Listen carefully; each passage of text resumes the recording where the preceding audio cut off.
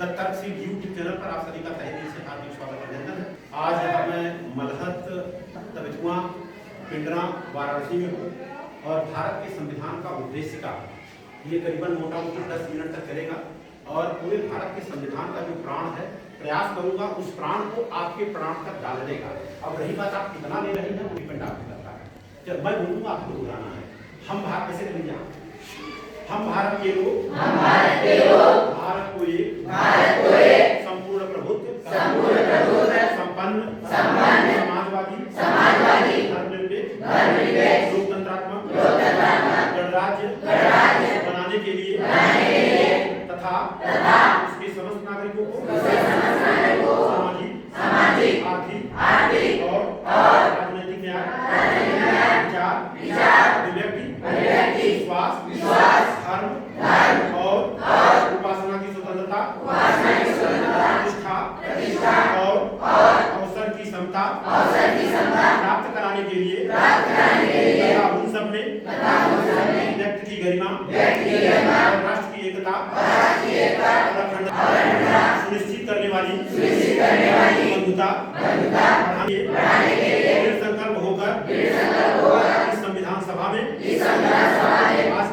आज तारीख 26 नवंबर 1949 ईस्वी को एतद द्वारा इस संविधान को अंगीकृत अधिनियमित और आत्मनिर्भर करते हैं। जय संविधान, जय लोकतंत्र, जय विज्ञान, जय संविधान, जय भारत। अब ये हमने भारत के संविधान का उद्देशिका पढ़ लिया, धीरे धीरे आपको याद कर लेना है ना। अब याद करने के बाद में आपको जो बताया है, हम भारत के लोग भारत एक संपूर्ण प्रभुत्व की बात क्या नहीं किया। अब इतनी बात का है क्या चीज, इसको समझना होगा। समझना क्या होगा, इसमें लिखा है हम भारत के लोग भारत को एक संपूर्ण प्रभुत्व संपन्न समाजवादी, तो इसमें है जिसमें उत्पादन तथा वितरण के साधन पूर्णतया और अंशतया राज्य व जनता के स्वामित्व अथवा नियंत्रण में होने चाहिए। सोशलिस्ट का मतलब यही होता है, आप समझिए ना। हम भारत के लोग भारत को एक संपूर्ण प्रभुत्व का मतलब है कि भारत में कोई भी इंसान कोई भी काम कर सकता है और भारत में कहीं जा करके कर सकता है। ये संविधान में आगे है धर्मनिरपेक्ष। आप समझिए मेरी बात। राज्य का अपना कोई धर्म नहीं है, तो ध्यान से सुन ले। राज्य का अपना कोई धर्म नहीं है। ये कहाँ लिखा है? संविधान में। कहाँ लिखा है? संविधान में। यहाँ पर बताया जा रहा है धर्मनिरपेक्ष राज्य है, तो राज्य का अपना कोई धर्म नहीं है तथा राज्य का धर्म की व्यक्तिगत तथा समवेत स्वतंत्रता प्रदान है। स्वतंत्र है आदमी। क्या है? स्वतंत्र है आदमी और संवैधानिक रूप से राज्य किसी धर्म विशेष से जुड़ा हुआ नहीं है। आप समझिए बात है जी। कोई भी विशेषाधिकार प्राप्त वर्ग नहीं होता है। आप ये बात समझ गए? ये कहाँ लिखा है? तो संविधान की बात माननी चाहिए कि नहीं माननी चाहिए? अब ये बताइए आप, फॉर एग्जाम्पल, अगर कुरान और गीता दोनों आपस में लड़ जाए, क्या हो? लड़ जाए, तो उसका निर्णय कहाँ से होता है? संविधान के बताओ, संविधान बड़ा कि गीता बड़ा कि कुरान बड़ा? सिंपल सी बात है।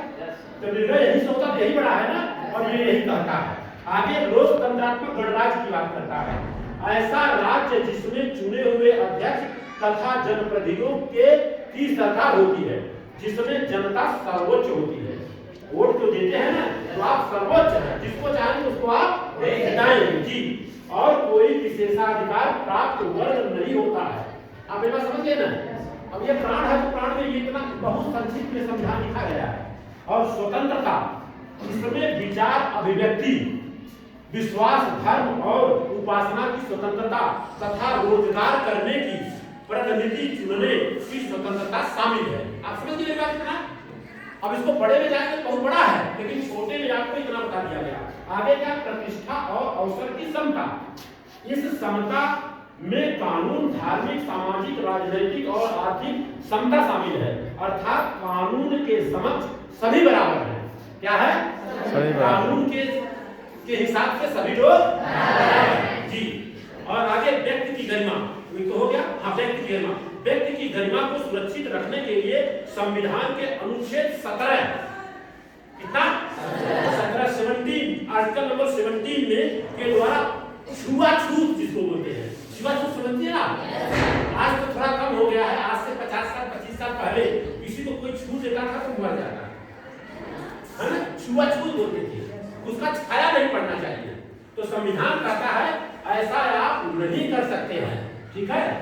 ये 17 अनुच्छेद दिया है। आचरण अंत किया गया तो अनुच्छेद 32 के द्वारा उपबंध में किया गया कोई भी व्यक्ति अपने मूल अधिकारों प्रवर्तन तथा उसकी व्यक्तिगत गरिमा के लिए सीधा उच्चतम न्यायालय से न्याय की गुहार कर सकता है। अगर कोई कहता है छुआछूत का भेदभाव करता है तो वो दरअसल उसके नाम से कोर्ट ले जा सकता है। अच्छी बात है, बुरी बात है ना। छुआछूत होना चाहिए क्या? मानव मानव एक समान, मानव मानव एक समान, यही होना चाहिए। आगे की बात करूं, राष्ट्र की एकता तथा अखंडता, अनुच्छेद 51 के अनुसार सभी नागरिकों का यह कर्तव्य बनता है कि वे भारत की संप्रभुता एकता अखंडता की रक्षा करे और उसे अखंडित रखे। ये है राष्ट्रीय एकता और बंधुता में क्या लिखा, सभी नागरिकों के बीच आपसी भाईचारा भावना को बढ़ावा देने से इसमें जातीय, भाषीय, धार्मिक अन्य अनेक प्रकार की विविधताएं आड़े न आए, मतलब वो चीज नहीं आना चाहिए। यह सिद्धांत सामाजिक जीवन को एकता तथा अखंडता प्रदान करता है। अच्छी बात है, बुरी बात है? अच्छा, ईमानदारी से बताइए, इस तरह से विश्लेषण करके कभी बताया गया? बताना चाहिए कि नहीं बताना चाहिए? अगर बच्चों को अपना अधिकार पता चल जाए तो कर्तव्य तो अपने आप पता चल जाएगा कि मैं ऐसा करूंगा तो हमको ये धारा में हमको सजा मिल सकती है ना। आगे क्या है, अपनी इस संविधान सभा में आज तक 26 नवंबर 1949 को इनके द्वारा इस संविधान को अंगीकृत अधिनियमित और आत्मकृत करते हैं। मतलब ये संविधान जो है दे तो दिया गया, लेकिन संविधान को चलाने वाला अगर सही नहीं होगा तो एक दस्तावेज के बराबर है, भाई लागू तो करना पड़ेगा ना। तो ये बताइए, भारत के संविधान का हमने उद्देश्य का पूरा अच्छे से बता दिया, आपको कैसा लगा? आप लोगों से निवेदन होगा, क्या घर में संविधान होना चाहिए नहीं होना चाहिए, है ना। और हम लोगों ने बड़ा मुश्किल से ये 32 रुपए वाला नहीं तो मिला जुला के 100 रुपए से लेकर 700 रुपए तक संविधान आता है, लेकिन एकदम छोटे में हम लोग सोचते हैं हर घर में संविधान होना चाहिए। तो आप लोग करना क्या है, थोड़ा सा फैशन कम करने का, उसमें से थोड़ा बचा लेने का। देखिए बचाने का तरीका बता रहा हूँ, एक आध दिन थोड़ा उपवास रह लेने का। एक आदमी अगर एक दिन उपवास रहेगा तो 10 रुपया तो बच ही जाएगा, मेरे को लगता है ना। रात को 2-3 दिन खाना ना खाएं, मैं तो रात को कभी नहीं खाता हूँ, मस्त हूँ एकदम। रात को जितना हो सके कम से कम खाना खाएं, ज्यादा खाना खाएंगे तो आपको नींद लगेगी, है ना, आलस आएगा। अच्छा अब ये बताइए, अगर सेहत अच्छा रखना है तो जल्दी सोना कि लेट में सोना? लेट में सोना, जल्दी उठना। चलिए ठीक है, अब आप चल रहे हैं। अब आप लोगों को हम एक चीज दे दे रहे हैं, अगर आपको अच्छा रिजल्ट चाहिए तो 90% एंड एबव चाहिए तो की बात कर रहा हूँ, तो आपको करना क्या होगा, आपको टाइम टेबल बनाना होगा। क्या बनाना होगा? अब आप लोग बताएंगे, मैं भी बात करता रहूंगा। सोने का समय, पहले सोने का समय आप लिखते हैं, सोने का समय कितना होना चाहिए? हाँ जी, आप लोग बताइए, तो बताऊंगा क्लियर करता हूँ। सोने का समय कितने बजे, रात का सोने का? 11 बजे। बोलिए, आप लोग बोलते रहिए, कितने बजे? 9 बजे। बोलिए बोलिए जी जी जी, मैं बता दे रहा हूँ, 10 बजे सो जाना है। कितने बजे? 10 बजे सोना है। तो सोएंगे तो उठेंगे नहीं, सोने पर कौन सा काम है, उठना ही है ना। कितने बजे उठेंगे सुबह? हाँ जी बताइए, सब लोग बताइए, इस बात में वेरी 4 एकदम सही है। 6 घंटा सोना अनिवार्य है, 6 घंटा सोना अनिवार्य है। एक इंसान को कम से कम 6 घंटा सोना चाहिए और ज्यादा से ज्यादा 8 घंटा। 8 घंटा से ज्यादा जो सोता है उधर तक धरती पे उसको जीना नहीं। तो आप लोग बोल रहे हो, वो आप देख लेना। 4 बजे, ठीक है, 4 बजे। अब 4 बजे उठने के बाद करना क्या है आपको? 4 बजे उठ जाएंगे तो करते क्या पहले आप, वो आप देख लीजिए, मैं बता दे रहा हूँ। 4 बजे उठने के बाद सुबह में पानी पीजिए, गर्म पानी, गुनगुना पानी, और हो सके तो नींबू समझते ना, उसका 2 बूंद डाल दीजिए। अगर आप चाहते हैं सेहत स्वस्थ रहे तब 2 बूंद डालना है। हाँ, जिसको अगर सर्दी जुकाम का तकलीफ है अदरक डाल दीजिए, ठीक है। अच्छा, अब वो काम तो मिला जुला के हो सकता है, लेकिन हम यहाँ 4 से 5 बजे तक नहीं देता हूँ। 4 से 5 बजे तक आपको जो सुबह का जो भी है, लेटरिन जाना है वगैरह, फ्रेश होना है, ब्रश करना, जो करना हो, 4 से 5 बजे। स्कूल कितने बजे होता है आपका?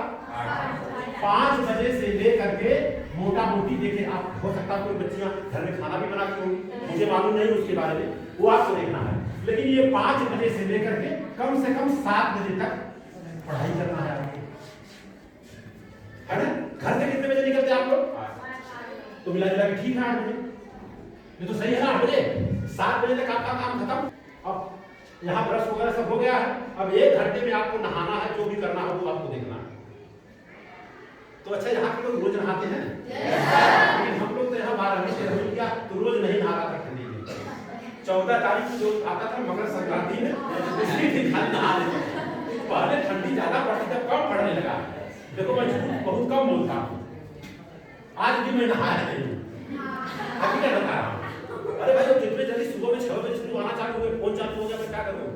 कल सर ऐसा है कि आप दिन भर यहाँ रहना, हम नहीं, बिल्कुल नहीं, यहाँ टाइम दे दिया था, लेकिन आज नहाऊंगा कहीं कहीं जाके जी। तो अब ये हो गया 8 बजे आपको स्कूल आना है। तो स्कूल कितने 8 बजे से कितने बजे तक है? पक्का बताइए? 8 से 3 बजे तक। और घर पहुँचते पहुँचते कितना बजता है? 4 आगे 5 तक है, 5 लेकिन जिसका दूध होगा वो 4 बजे पकड़ लेता हूँ। अब 4 बजे तक अगर मान लीजिए आप पहुँच गए, तो आपको तो नाश्ता पानी की चीज टिफिन लेके आते हैं नहीं आते? तो टिफिन लेके आते हैं, फिर भी 4 बजे पहुँचते हैं तो कुछ न कुछ चाहिए। तो 4 से 5 बजे तक आप अपना काम कर लीजिए, 4 से 5 बजे तक जो भी हो, ठीक है? और उसके बाद 5 बजे से 6 बजे नहीं,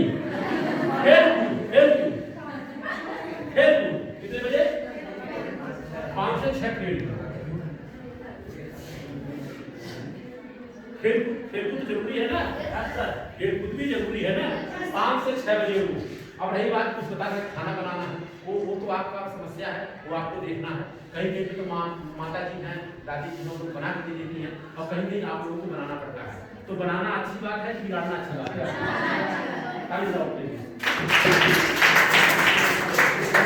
तो लड़कियां जब खाना बनाती होगी तो लड़कियों को समझ क्या करती होगी?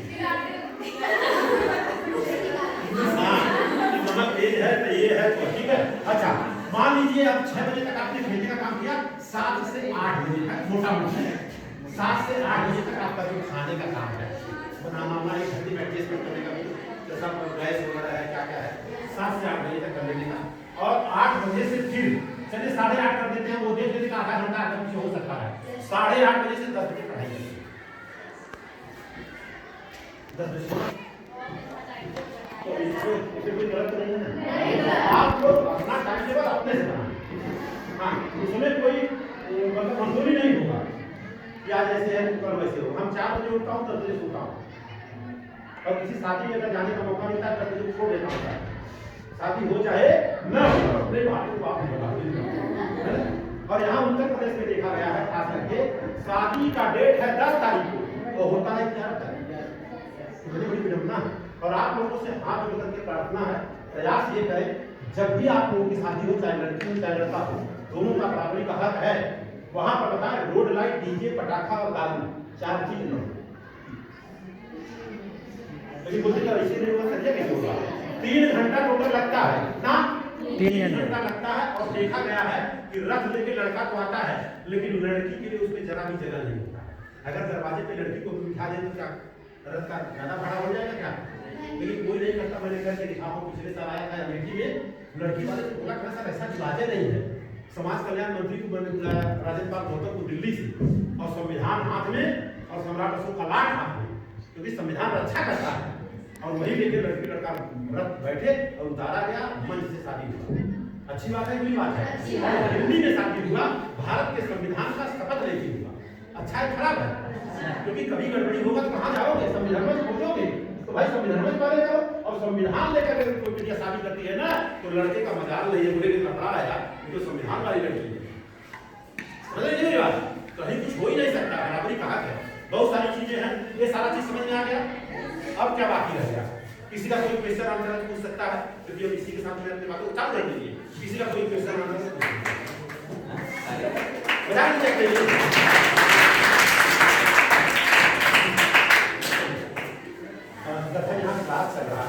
ताली बजाने का मौका मिले तो तेज ताली बजाने का, क्या करने का?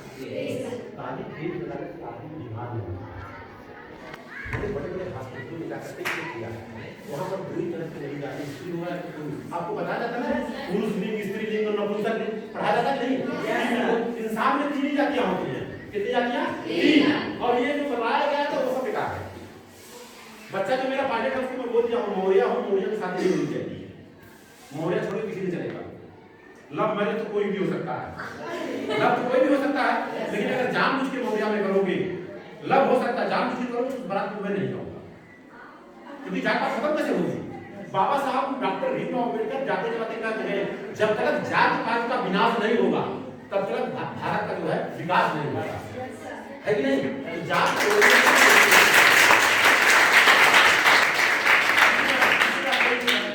क्वेश्चन आंसर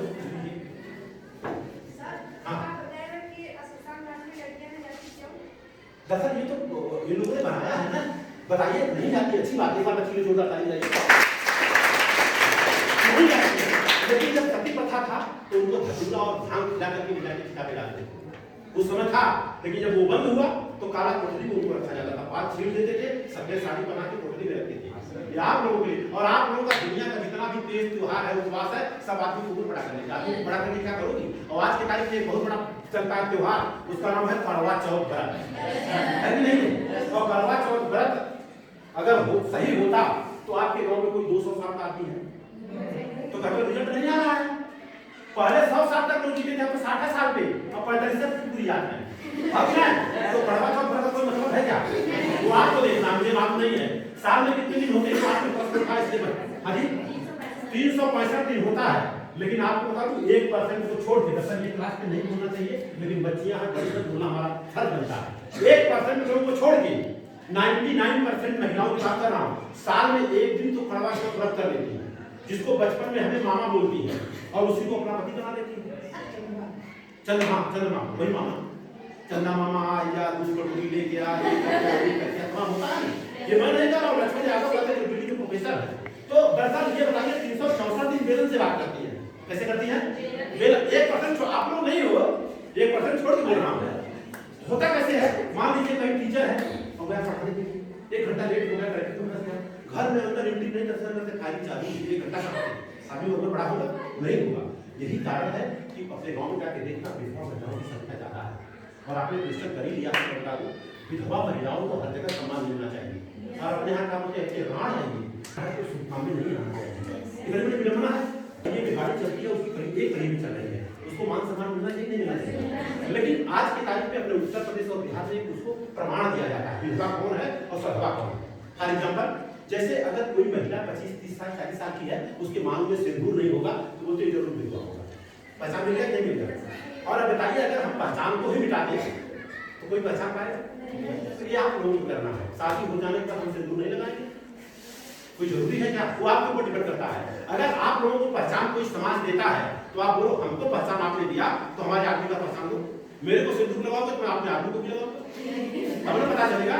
शादी हो जाने के बाद में एक लड़की अपने घर से, आपकी बहन है, आपकी बेटी हो सकती है, आपकी बुआ हो सकती है, जब घर से बाहर निकलती है सिंदूर लगा के निकलती है तो लोग क्या सोचते हैं कि शादीशुदा है। लेकिन जब आप निकलते हैं तो आपका पहचान बताइए आपको, तो आप लोगों को लड़ना होगा, अपना हक लेना होगा। हाँ, अब देखो मैं तो आई कार्ड लेके चलता हूँ, शादीशुदा हूँ, हम हमारे पास प्रमाण है। देखिए ये है हमारा प्रमाण, शादीशुदा हूँ, प्रमाण है हमारे पास, कोई बोल ही नहीं सकता है। घटना दुर्घटना होने पे लोग यहाँ फोन करेंगे। हाँ